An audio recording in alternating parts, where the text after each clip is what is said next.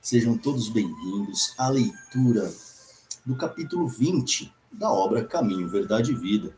Hoje, dando sequência a esta leitura que nós estamos fazendo juntos, Emmanuel intitula este capítulo como O Companheiro, e para isso ele traz o Evangelho de Mateus, do versículo 33, no capítulo 18, que diz assim: Não devias tu igualmente ter compaixão do teu companheiro, como eu também tive misericórdia de ti? É uma fala de Jesus. E aí, Emmanuel está se referindo de uma parábola tida no Evangelho de Mateus, que nós já comentamos isso no capítulo 17. Este capítulo 17, eu fiz uma alusão, nós fizemos uma alusão à parábola do devedor implacável. Nesta parábola, do versículo 33, especificamente, diz assim: Não devias tu igualmente ter compaixão do teu companheiro, como eu também tive misericórdia de ti?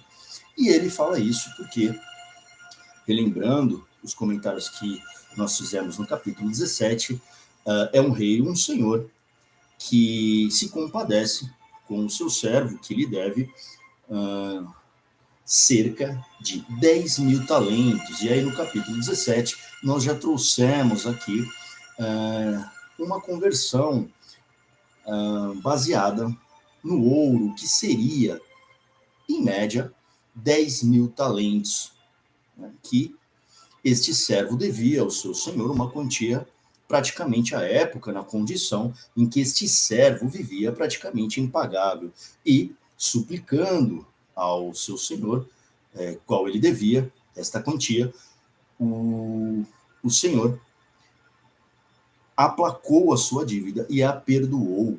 Ato contínuo, ele encontra um companheiro que lhe deve cerca de 100 denários, né? Uma quantia pagável, né? E ele não se compadece, ou ele é implacável com aquele companheiro que deve muito menos do que ele devia e a sua dívida for perdoada. Então, nestes termos que Emmanuel nos traz, este versículo da parábola do devedor implacável, ele faz a sua reflexão, dizendo a seguinte: em qualquer parte, não pode o homem agir isoladamente, tratando-se da obra de Deus, que se aperfeiçoa em todos os lugares. O Pai estabeleceu a cooperação como princípio dos mais nobres no centro das leis que regem a vida. Então, a vida, ela é de cooperação. Muitas vezes na sociedade nós temos o imperativo da competição, esta dinâmica da competição.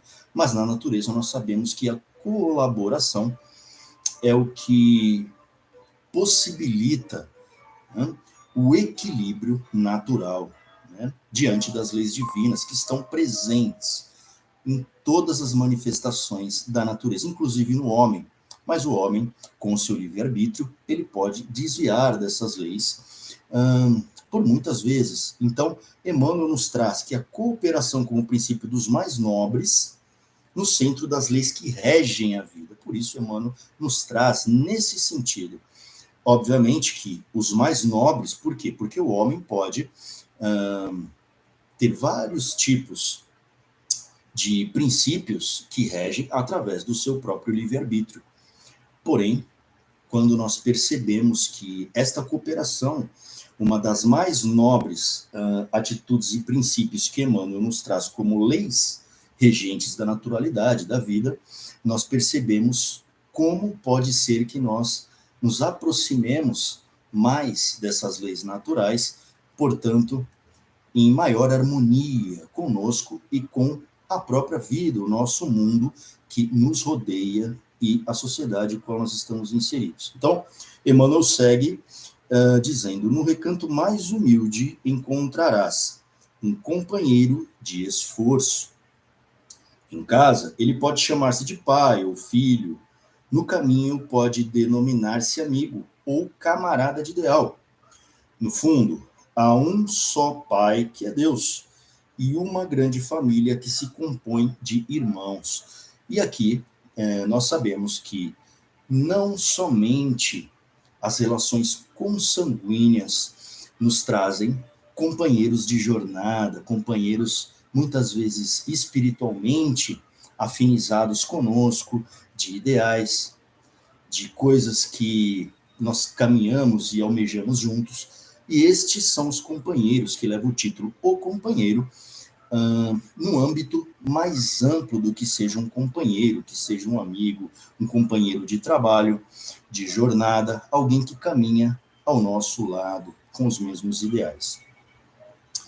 No fundo, há um só Pai, que é Deus, ou seja, na nossa família humana, na nossa família espiritual, nós temos a nossa família consanguínea e temos também o que Emmanuel nos traz aqui de uma maneira mais abrangente, a nossa família espiritual, né, com um Pai que é Deus. Então, muitas vezes nós perdemos esta noção, nos distanciando do nosso semelhante, como se a nossa família consanguínea fosse somente o único modo de laços, de estreitos que nós tenhamos que conservar. Mas quando nós observamos de um panorama mais abrangente, nós temos esta noção desta família espiritual, não necessariamente consanguínea.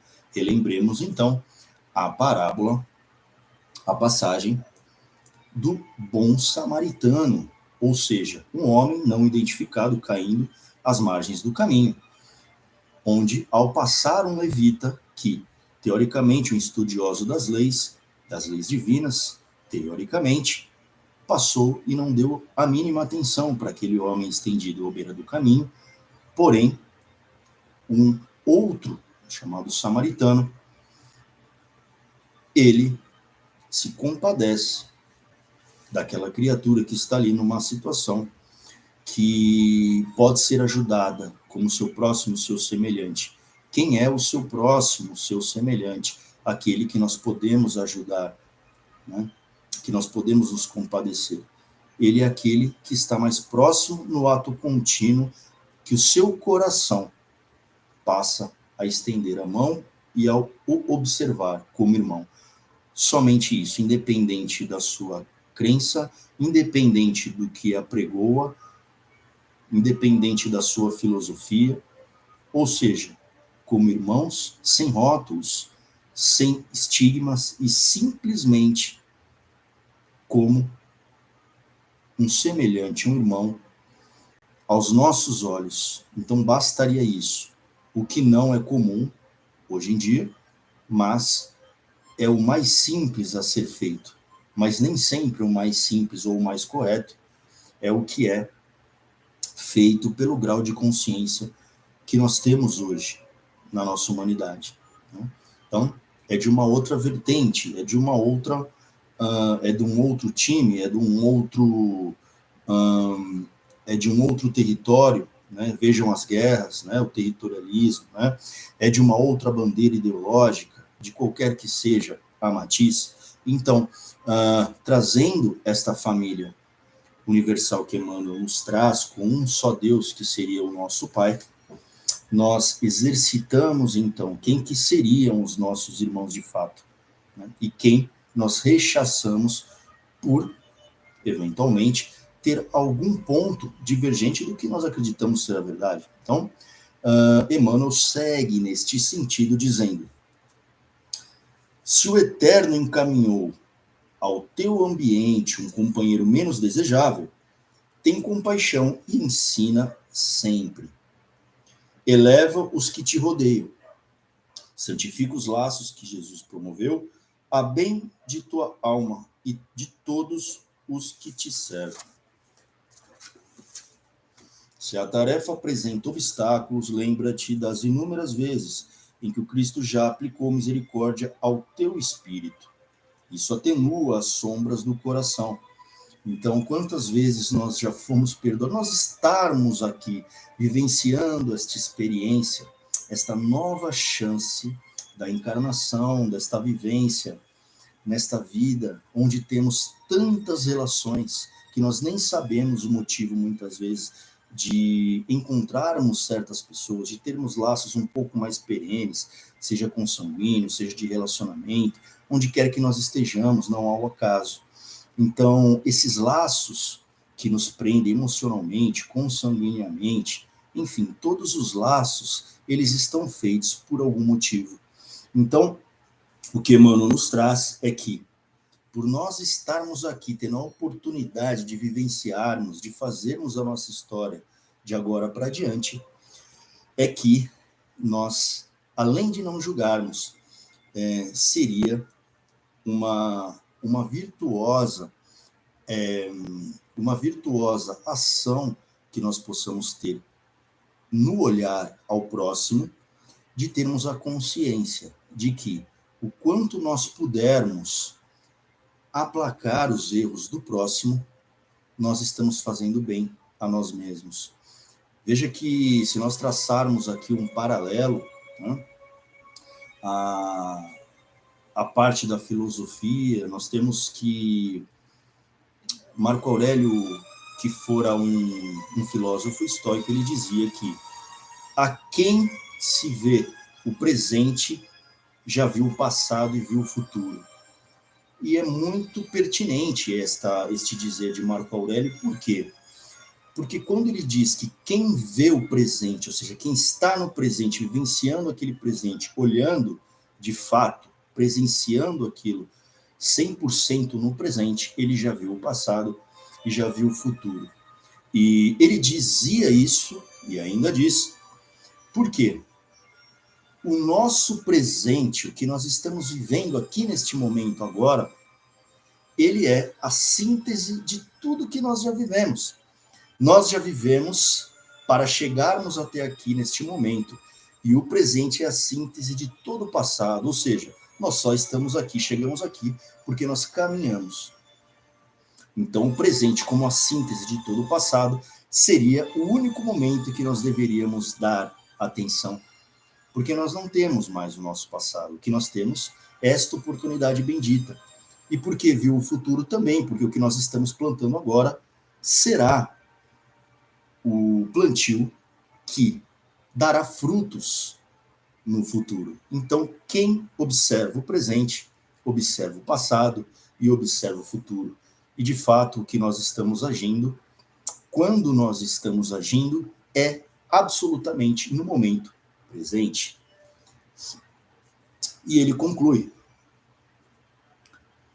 observe em cada companheiro de luta ou do dia uma bênção e uma oportunidade de aprender ao programa divino, de atender ao programa divino acerca de tua existência. Vejam que é uma oportunidade, cada relação que nós temos aqui neste mundo, seja ela mais afável, seja ela mais conflituosa, né? Se nós nos afastamos dos conflitos, muitas vezes perdemos uma boa oportunidade de nos provarmos ou de exercitarmos algo que nós tendemos a praticar pelo nosso progresso, que nós precisamos eventualmente trabalhar dentro de nós. Uma situação difícil muitas vezes é um meio de lapidarmos o nosso interior, né? A nossa emoção, os nossos sentimentos, a nossa conduta. Então, se nós observarmos com dignidade, enfrentarmos aquilo de frente, alguma situação, algum aprendizado, nós sairemos, sim, muito maiores daquela situação, porque nós absorveremos todo o aprendizado que aquela dificuldade nos fez desenvolver, né, habilidades para podermos passar adiante, né, e ficar com aquele aprendizado. Então, isto é continuar o nosso caminho, e muitas vezes quando nós desviamos de algo que nós não queremos olhar, mais à frente isto nos confrontará. Então, quando nós temos realmente a noção de que cada ser humano, cada evento da nossa vida, né, cada esquina do nosso caminho, né, são lições, Se nós encararmos desta forma, nós poderemos ter uma atitude de mais abertura a esses aprendizados, né? E muitas vezes, quando nós nos fechamos a estes aprendizados, eles eventualmente retornam para que nós possamos, sim, vez ou outra, absorvermos aquela lição. Há dificuldades e percalços, incompreensões e desentendimentos. Usa a misericórdia que Jesus já usou contigo, dando-te nova ocasião de santificar e de aprender. Então, é o que Emmanuel nos traz aqui no cerne desta reflexão do capítulo 20, neste último parágrafo, que a ocasião de santificar e de aprender. Então, Emmanuel traz muito esta palavra santificar, né, e aprender, né? E quando ele traz dificuldades e percalços, incompreensões e desentendimentos, dizendo que esta é uma ocasião de nos santificarmos e de aprendermos, é exatamente o sentido do que ele quer nos trazer, que os percalços, as dificuldades, as incompreensões e os desentendimentos, eles são oportunidades benditas, porque vão nos aproximar da nossa lapidação interna, né?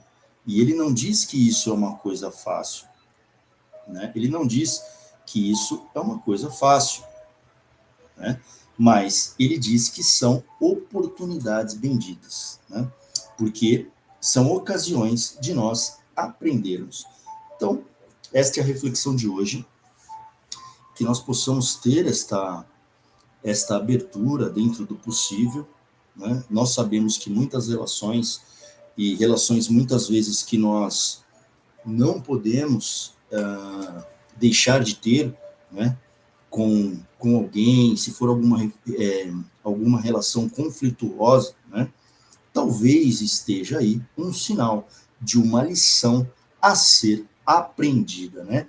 Aprendida, para ser guardada, para que nós avancemos na senda do nosso progresso, né? E que Emmanuel tanto nos traz como leis da natureza, leis naturais, né? Então, que nós estejamos harmonizados a essas leis, não livres de conflitos, não livres de incompreensões, né, de outro, mas que nós possamos fazer esta alquimia interna, essa transformação interna. E onde está essa transformação? Onde nós devemos fazê-la? Dentro de nós, os nossos impulsos, as nossas vontades, simplesmente observando as nossas atitudes diante de alguma situação que nos tira do eixo, observando, fazendo uma análise de cada situação. Conhece-te a ti mesmo e conhecerás o universo e os deuses. O homem tenta ir à lua, tenta desbravar outros astros, né? Outros mundos fora do nosso órbita, do nosso planeta, né? Com tanta tecnologia existente.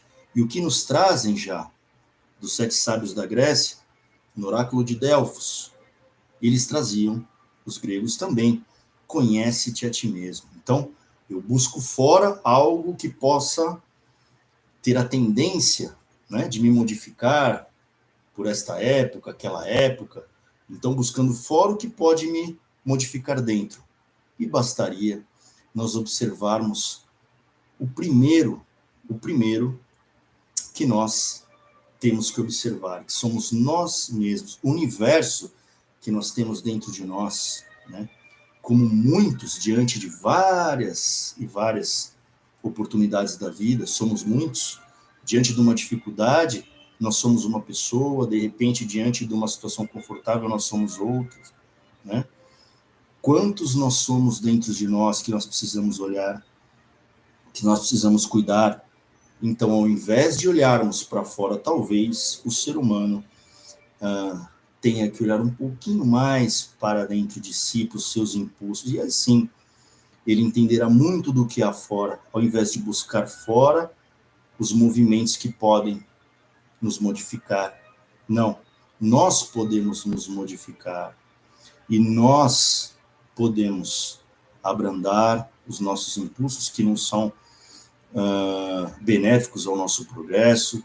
Nós podemos também estimular, né, alguma habilidade que nós já trazemos latente e que pode nos levar a algum lugar de maior progresso, que nos faça mais completo e, portanto, possa trazer mais benefícios a outrem, a todos que nos envolvem. Então, isso é uma observação interna. Esta é uma reforma que nós podemos e devemos fazer, e talvez seja a obra mais importante que nós tenhamos que fazer desta feita. Então, que nós possamos refletir através, hoje, do Evangelho de Mateus, das palavras de Emmanuel, para o nosso caminho, para a nossa vida, no nosso dia a dia. E a gente se encontra, então, no próximo capítulo.